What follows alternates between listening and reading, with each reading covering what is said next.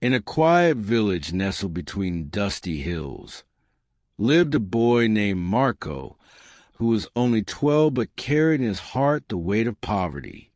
Every morning he helped his father gather wood, and every night he watched his mother cook simple meals in a dimly lit kitchen.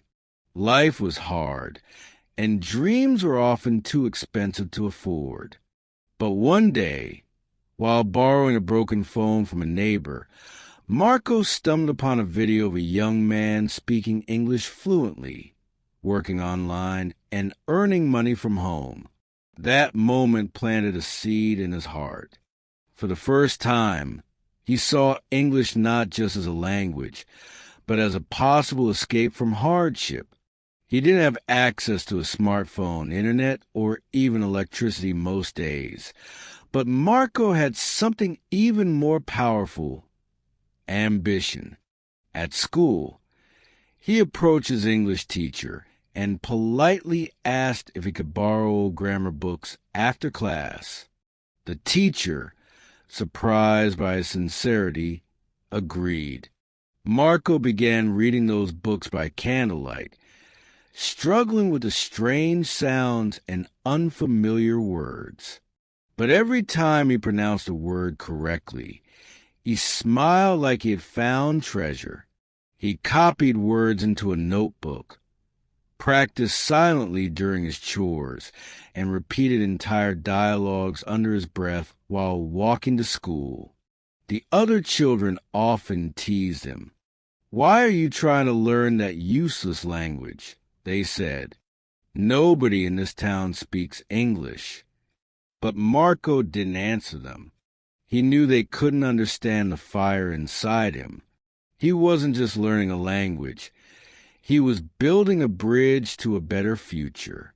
When he heard words like future, hope, or change, he didn't just learn their meanings. He felt them in his bones. Every new phrase he mastered felt like a step forward on a long and difficult road that only he could see. One day, as he sat outside the town's only library, a tourist passed by and asked for directions in English. No one understood, but Marco recognized a few words. With trembling confidence, he said, "You go straight, then left." The man smiled, thanked him, and handed him a $5 bill. It was the first money Marco had ever received on his own.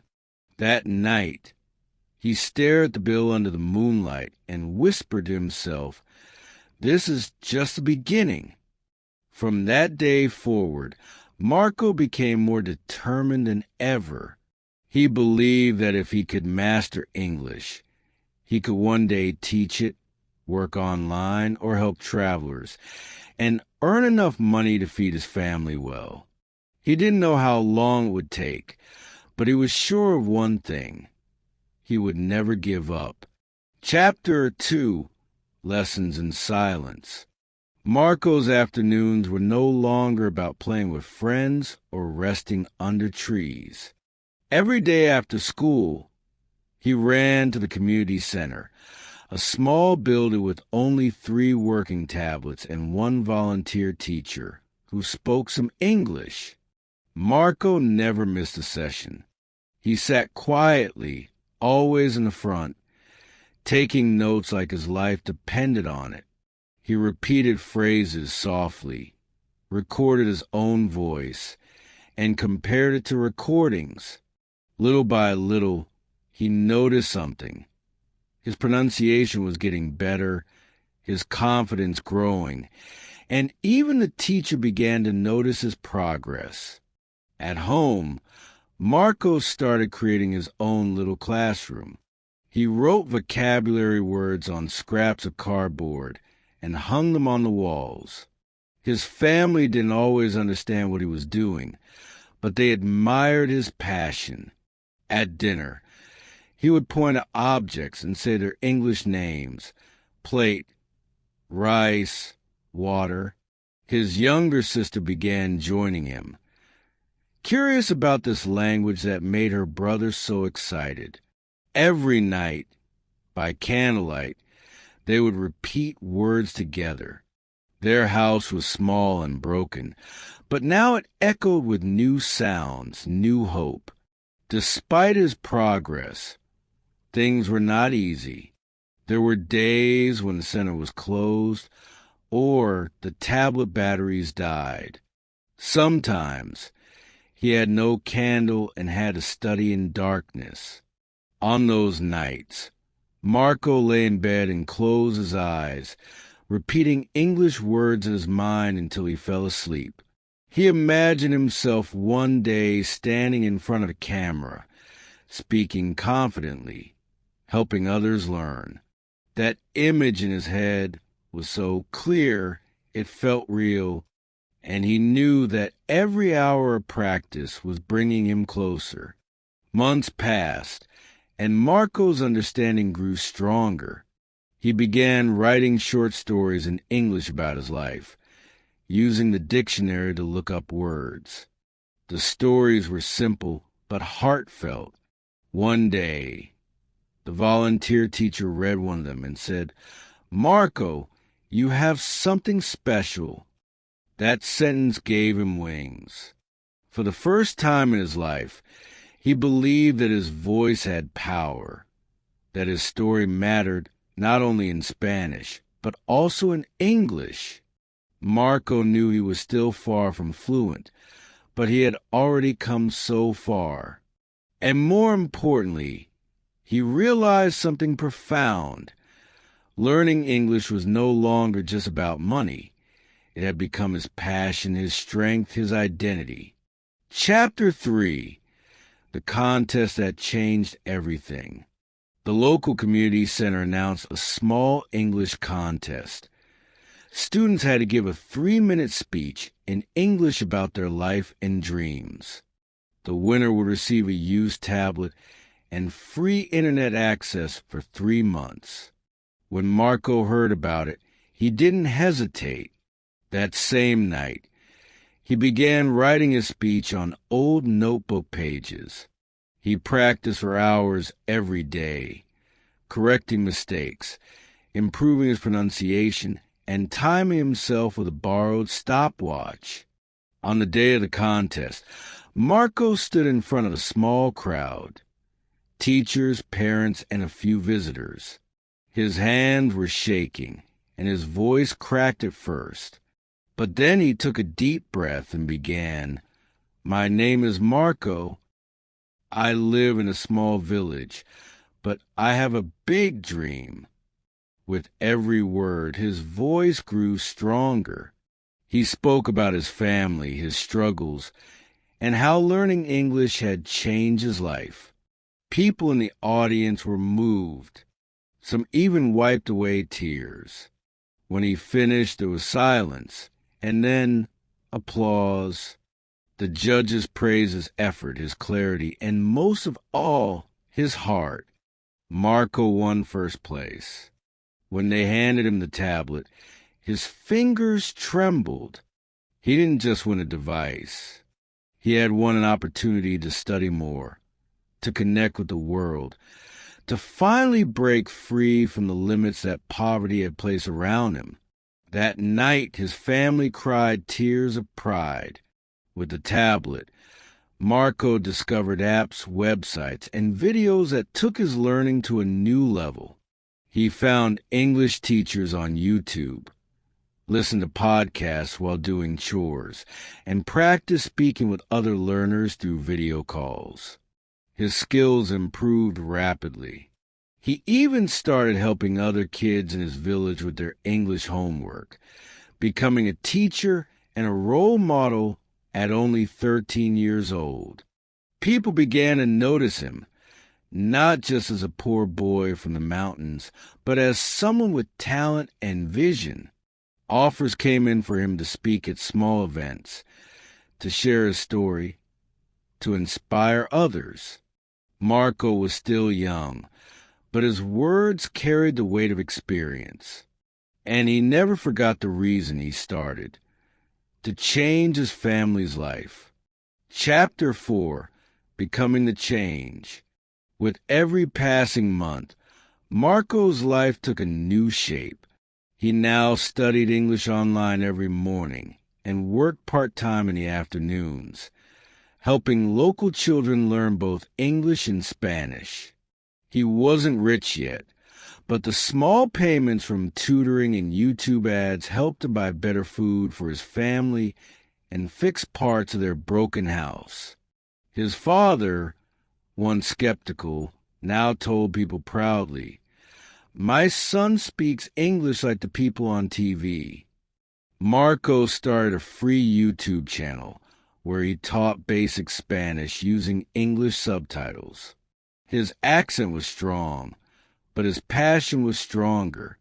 Slowly, the videos reached other learners, people from the United States, Europe, and Africa.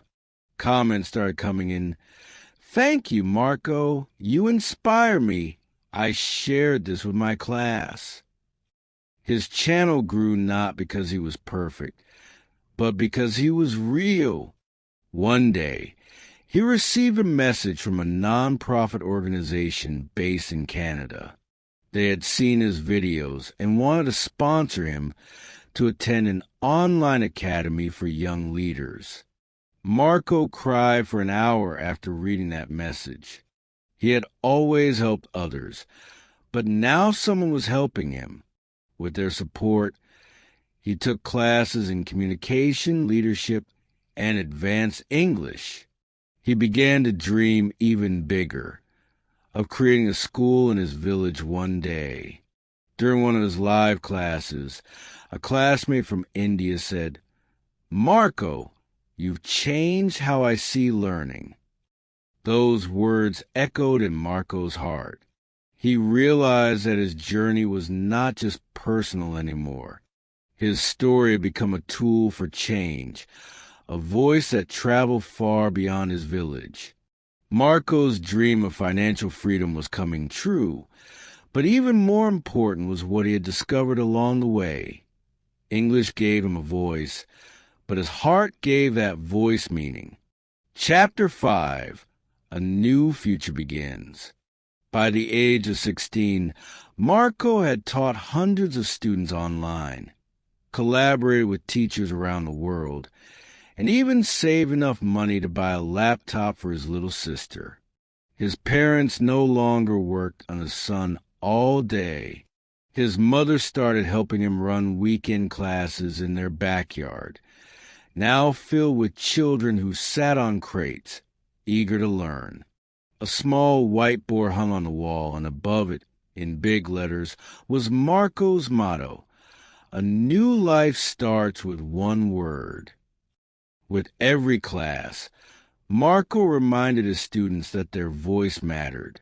He told them that language was more than grammar. It was a tool to open doors, to connect worlds, to build dreams. One day, he received an invitation to speak at an international youth conference via Zoom. As he spoke to hundreds of people in perfect English, sharing his story, his struggles, and his victories, people from all over the world applauded him. After the event, donations poured in. Marco used the money to open a small learning center in his village. It had second-hand computers, a stable internet connection, and free classes for anyone who wanted to learn. He named it the Dream Room. Every time he walked into it, he smiled and remembered the little boy who once studied with a candle and a broken book. Marco still lives in his village, but now he lives with pride and purpose. He continues to study, teach, and inspire. He knows there are millions of children like him, hungry to learn, desperate to grow. And he believed that with enough hope, anything is possible. His story is not over. In fact, it has just begun. Because when a child finds their voice and learns to use it, they don't just change their life, they change the world. When I first decided to improve my English speaking, I was both excited and nervous. I had spent years studying grammar rules and memorizing vocabulary, yet when it came time to speak, I froze. I would try to form sentences in my head, but by the time I was ready to speak, the moment had already passed. It was frustrating because I understood a lot of English when I read or listened, but speaking was a completely different challenge. I realized that knowing English in my mind wasn't enough. I had to find a way to bring that knowledge out through my voice. I started by exposing myself to as much spoken English as possible. I watched movies and series in English, but this time I focused on how people spoke instead of just reading the subtitles. I listened to podcasts where native speakers talked naturally about everyday life. I noticed how their speech flowed, how they used contractions, and how their tone changed with emotion. I began repeating short sentences out loud, trying to match the pronunciation and rhythm. This simple act of mimicking helped me train my mouth and ears to work together in English, and little by little, I started to sound more natural. Although I didn't have many opportunities to speak with others in English at first, I knew I had to find a way to practice daily. So I began talking to myself. I would look in the mirror and describe what I was doing, what I was thinking, or how I felt about my day. It might seem silly, but it worked. I practiced constructing sentences and saying them with confidence. The more I did this, the more comfortable I felt using English in real situations. I learned that fluency doesn't come from being perfect. It comes from being consistent. Another thing that helped me was recording myself while I spoke. At first, it was strange hearing my own voice, especially with my accent, but over time, it became a valuable tool. I could listen and notice my mistakes, correct them, and track my progress. I would choose a topic, speak for 1 or 2 minutes, and then listen carefully. This helped me become more aware of how I sounded and what I needed to improve. Over time, my confidence started to grow. Improving my English speaking wasn't about becoming someone else or hiding my accent. It was about building confidence, practicing every day, and accepting that mistakes were part of the journey. I wasn't perfect, but I was better than before. That was the first step. I had started my journey not with a teacher or a class, but with determination, my voice, and a belief that I could speak English clearly if I didn't give up. Chapter 2: Practice with Real People.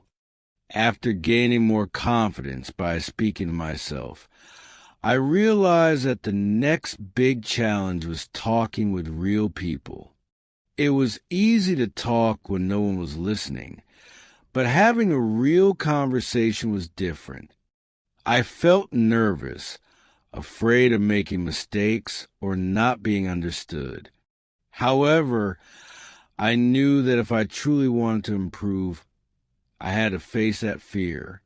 So I looked for people who could help me practice.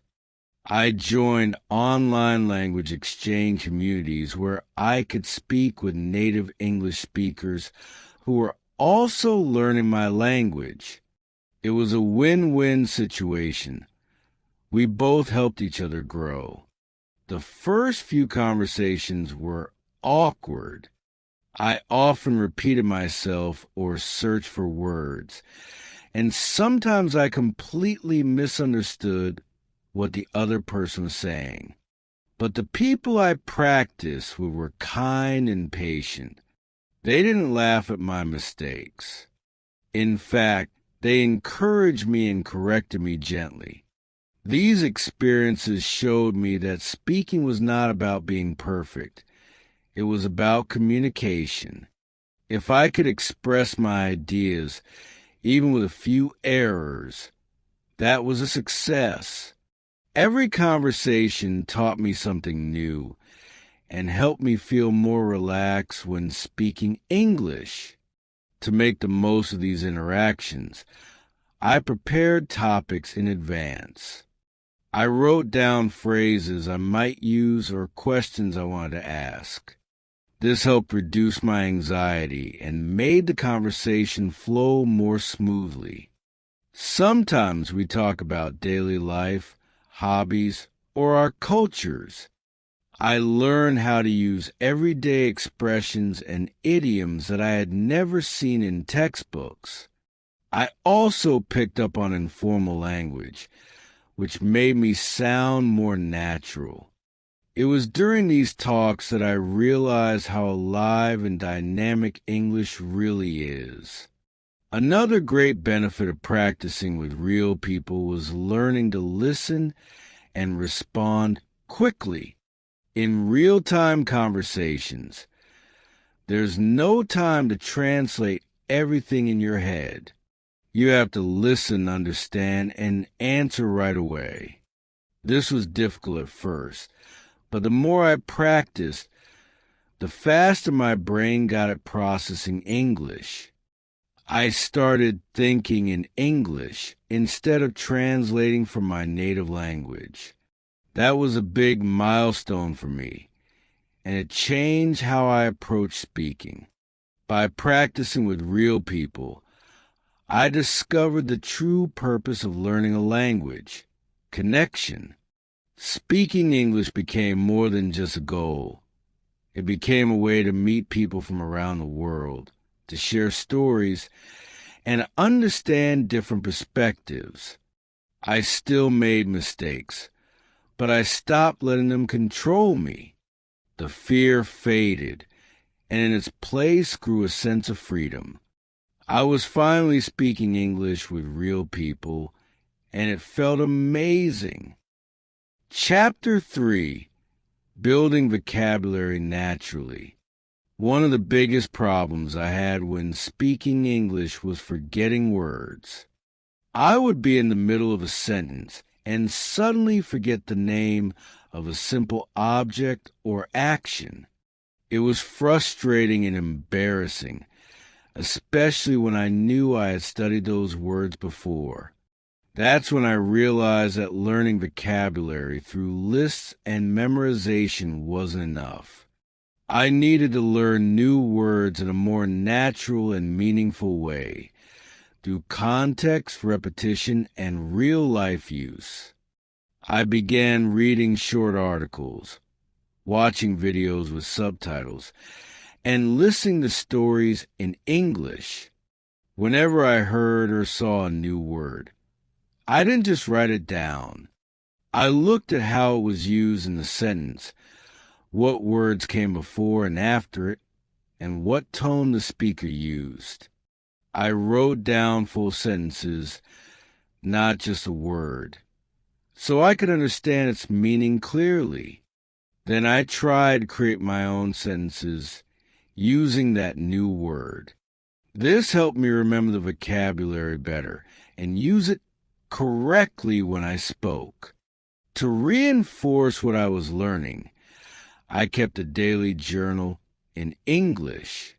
Each day, I wrote a short paragraph about what I had done, how I felt, or what I had learned. I made sure to use the new vocabulary I had picked up during the day.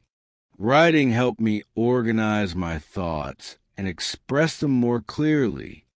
Later, I would read my entries aloud to practice pronunciation and fluency. It became a habit, and over time, I saw my vocabulary grow and my confidence rise. I also started using flashcards, but in a smarter way. Instead of just writing the word and its translation, I included an example sentence, and sometimes even a drawing or photo to make it more memorable. I use spaced repetition software to review the cards at the right intervals, so I wouldn't forget what I had learned. This technique made a big difference. The words stayed in my long-term memory, and I was finally able to use them when I spoke without hesitating. Expanding my vocabulary naturally changed everything. I no longer struggled to find the right words in conversation. Instead, I began to express myself more clearly and creatively. I understood jokes, metaphors, and even slang.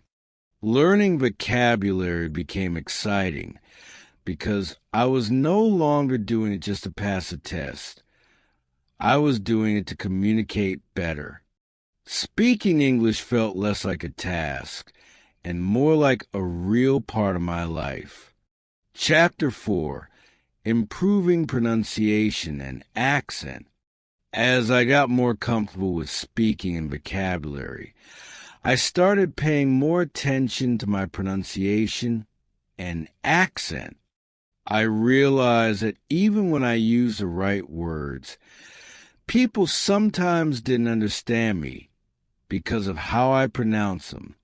This made me feel discouraged at first, but instead of giving up, I decided to work on it. I knew I didn't need to sound like a native speaker. I just needed to be clear and easy to understand. I began practicing by listening and repeating. I chose short videos or dialogues and repeated each sentence out loud, trying to match the speaker's tone, rhythm, and pronunciation. I noticed that English has many silent letters and sounds that blend together. For example, the word comfortable isn't pronounced the way it's written, and contractions like gonna or wanna are used in everyday speech. By repeating them over and over, I began to train my mouth to produce those sounds more naturally. Another helpful technique was learning phonics and the International Phonetic Alphabet, IPA.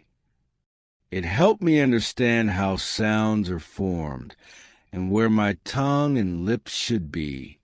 I practiced specific sounds that were hard for me, like teach R and V. I also paid attention to stress and intonation, how the pitch goes up or down in a sentence. These little details made a big difference in how I was understood. I recorded myself reading text and then compare my voice to native speakers to see where I could improve. I also used tongue twisters to train my pronunciation. They were fun and challenging, and they helped me improve my speed and clarity. I would practice phrases like, "She sells seashells by the seashore," or "red lorry, yellow lorry every day." At first, I stumbled a lot, but with practice, my mouth got used to moving in new ways. My speech became smoother, and I began to feel more confident even with difficult words. Improving my pronunciation didn't mean losing my identity or my accent. Instead, it meant becoming more understandable and confident. I learned to embrace my accent as a part of who I am while still aiming for clear communication. Pronunciation practice became a regular part of my routine, and the results were obvious. People understood me better, and I felt proud of how far I had come. My voice in English was becoming stronger, clearer, and more expressive. Chapter 5: Thinking in English One of the biggest breakthroughs in my English journey was learning to think in English. At the beginning, I always translated from my native language before speaking. This slowed me down, caused confusion, and made my sentences sound unnatural. I knew that if I wanted to speak fluently, I had to stop thinking in my own language and start thinking directly in English. It sounded difficult, but I was ready for challenge. I started small with everyday thoughts and simple phrases like, I'm hungry, it's cold today, or I need to buy milk. Saying these things in my head throughout the day helped me build a habit.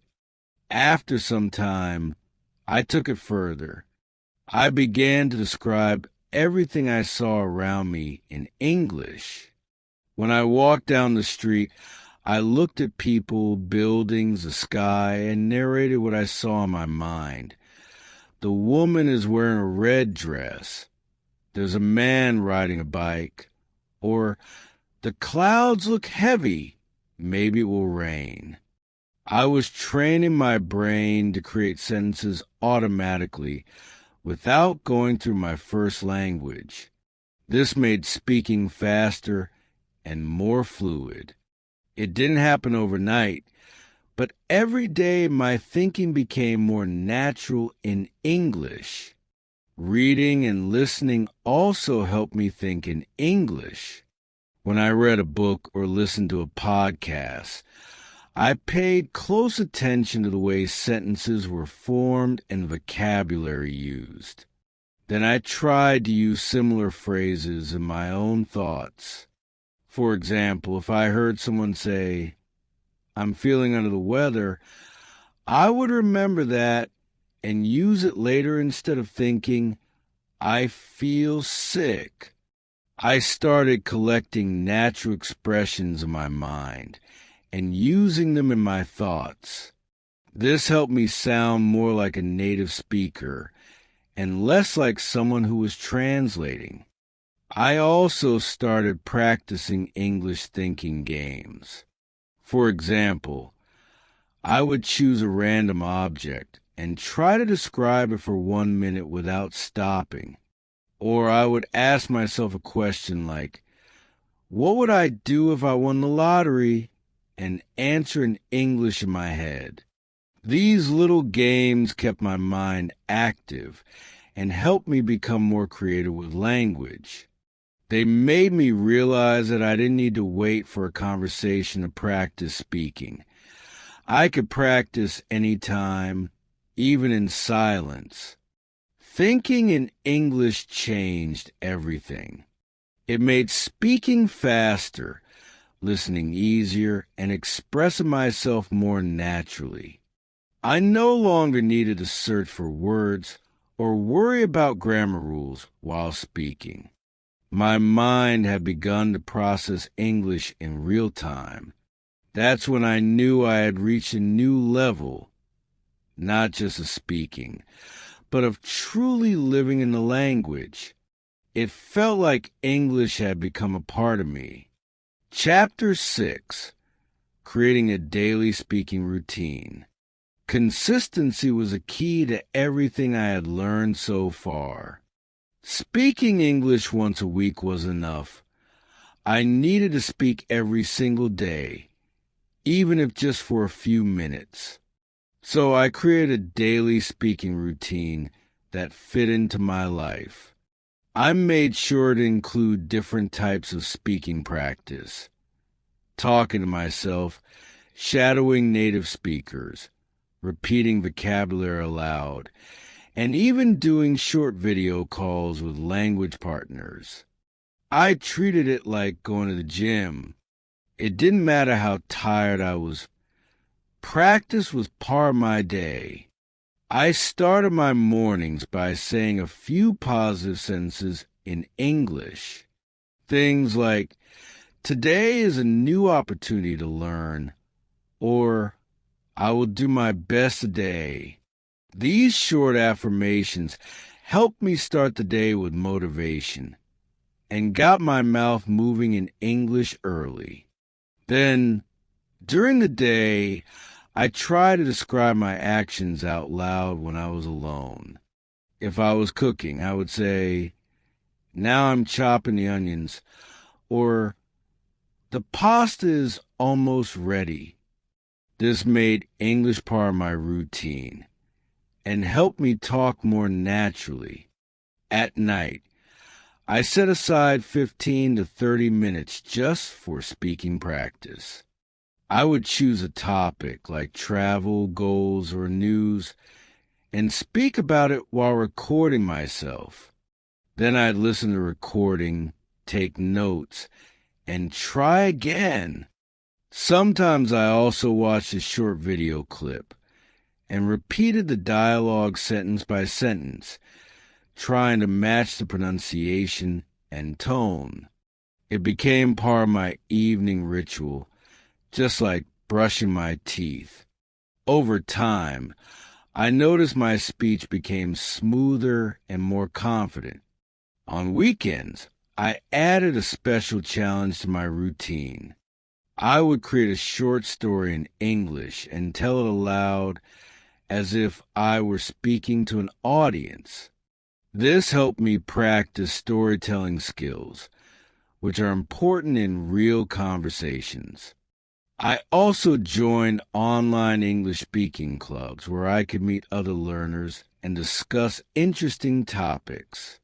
These sessions gave me real interaction and the chance to use everything I had been practicing during the week.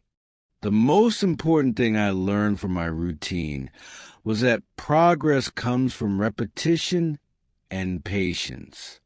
Even on days when I felt tired or unmotivated, I still showed up and practiced. Speaking English became a part of my identity, not just something I studied. And the more I practiced, the more natural it felt. My daily routine wasn't just helping me improve my English. It was shaping my mindset and building discipline. Chapter 7: Overcoming Fear and Self-Doubt. Even after all the progress I made, there were still moments when fear and self-doubt came back.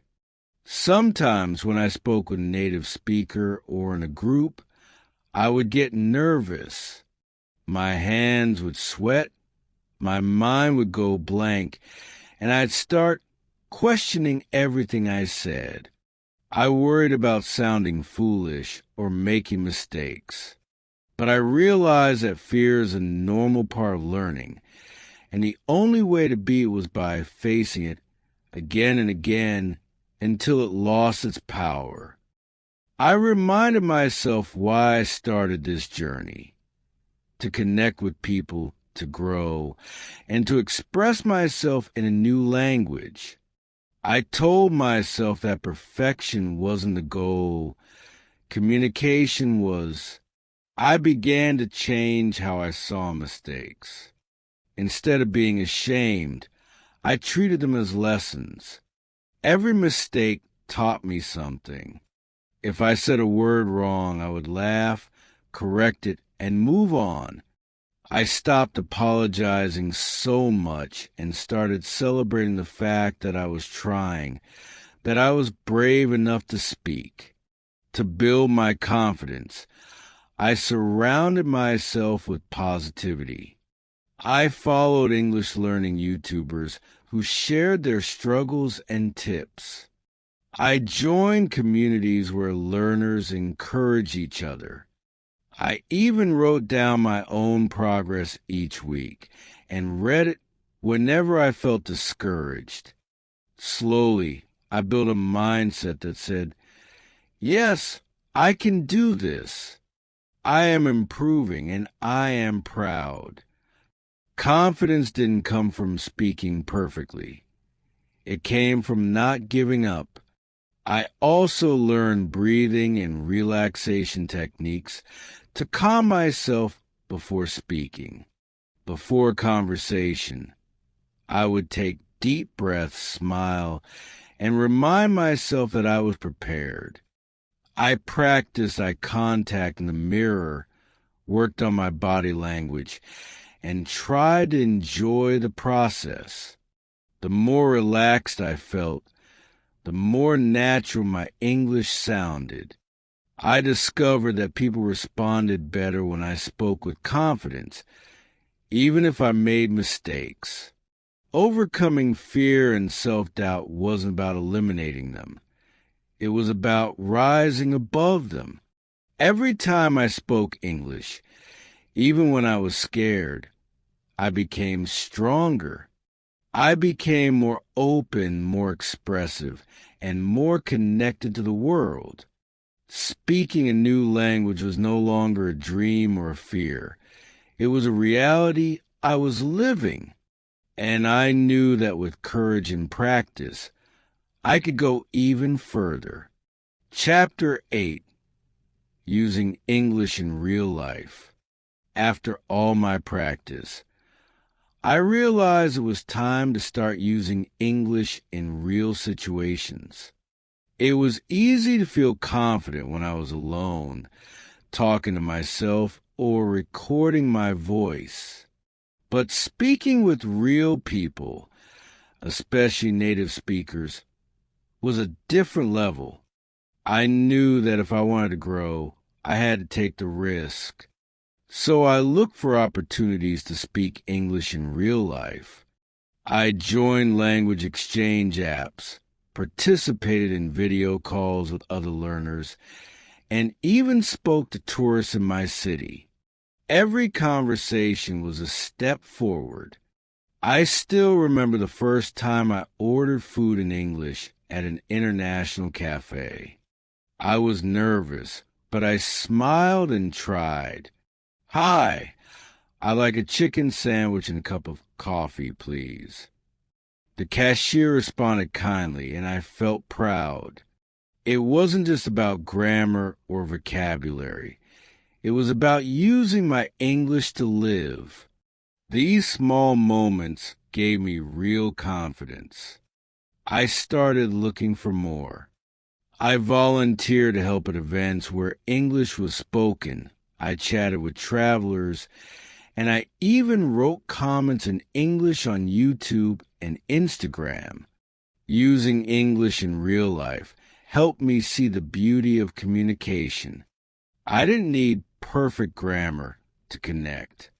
I just needed courage, clarity, and kindness. The more I spoke, the more natural it felt. I also noticed how much I learned just by listening during conversations. People used phrases I had never seen in textbooks, and I wrote them down to study later. My English started sounding more alive, more dynamic, because I was learning from real interaction. I also started doing practical things in English, like writing shopping lists, setting my phone and apps to English, and reading news articles aloud. This constant exposure helped reinforce everything I was learning. I no longer saw English as just a subject. I saw it as a living part of my everyday life.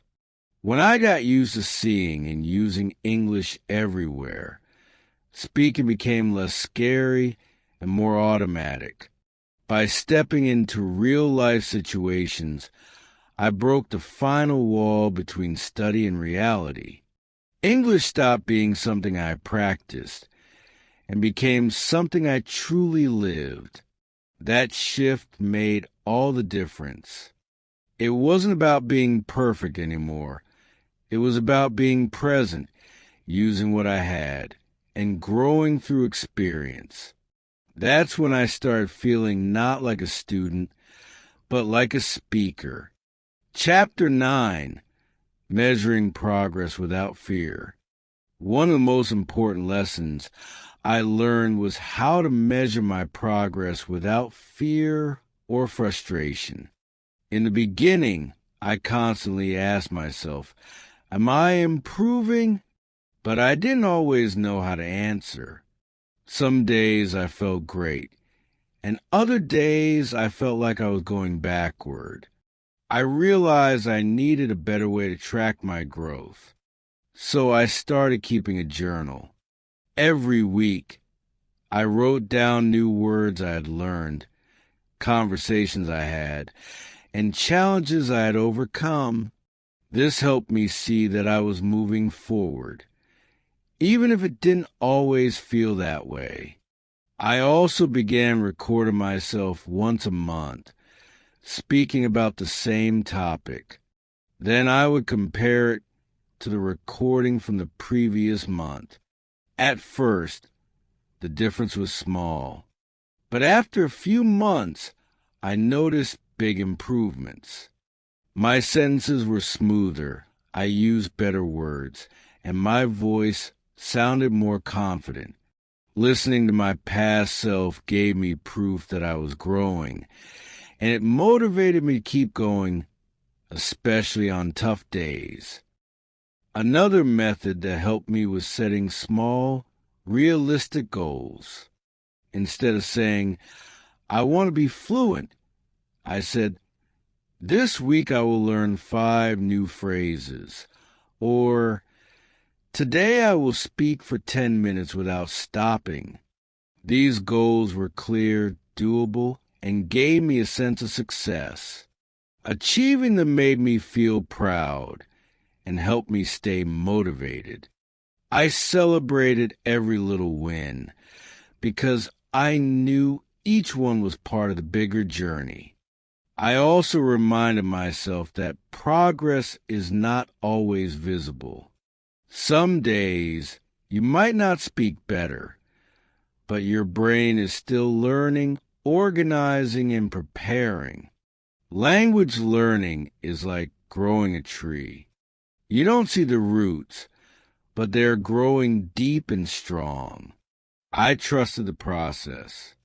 I accepted that mistakes and slow days were normal. I focus on consistency, not perfection. That mindset helped me stay positive and avoid burnout. Tracking my progress helped me stay on course. It reminded me of how far I had come and how much I had achieved. I stopped comparing myself to others and started focusing on my own growth. English was no longer a race. It was a personal journey, and every step, no matter how small, was a step in the right direction.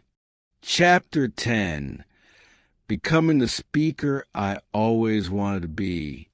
Looking back, I can hardly believe how far I've come.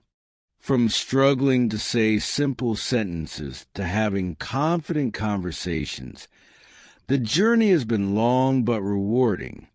I remember dreaming about being the kind of person who could speak English fluently, someone who could express ideas clearly, understand others, and feel proud of their voice. Today, I'm not perfect, but I've become that person. I've become the speaker I always wanted to be, not because of talent, but because of effort, belief, and practice. Becoming a good speaker isn't about speaking like a native. It's about communicating with clarity and heart. It's about sharing stories, asking questions, and listening with respect. I've learned to enjoy conversations, to be curious, and to laugh at mistakes. English has given me new friends, new opportunities, and a new way to see the world. And all that started with a simple goal: to speak better. That goal changed my life. I now help others who are beginning their English journey. I tell them, don't wait to feel ready. Start now. Speak to yourself. Speak to others, and speak from the heart. Don't fear mistakes. They are your teachers. Don't compare yourself to others. Compare yourself to yesterday. Celebrate your wins, no matter how small. And most of all, believe in yourself. You don't need perfect grammar to have a voice. You already have something to say. English is more than a language. It's a bridge to the world. It connects people, ideas, and cultures. It allows us to learn, grow, and dream bigger. I am grateful for every hour I spent practicing, every word I repeated, every fear I faced, because all that effort built something powerful, confidence. And with confidence, anything is possible. I now feel ready for whatever comes next. My journey is not over. There is still so much to learn and explore. But I now walk forward with strength. I know that I have the tools to keep improving. I know that with each new day, my voice grows stronger. I am not just learning English. I am living it. And that for me is the greatest reward of all.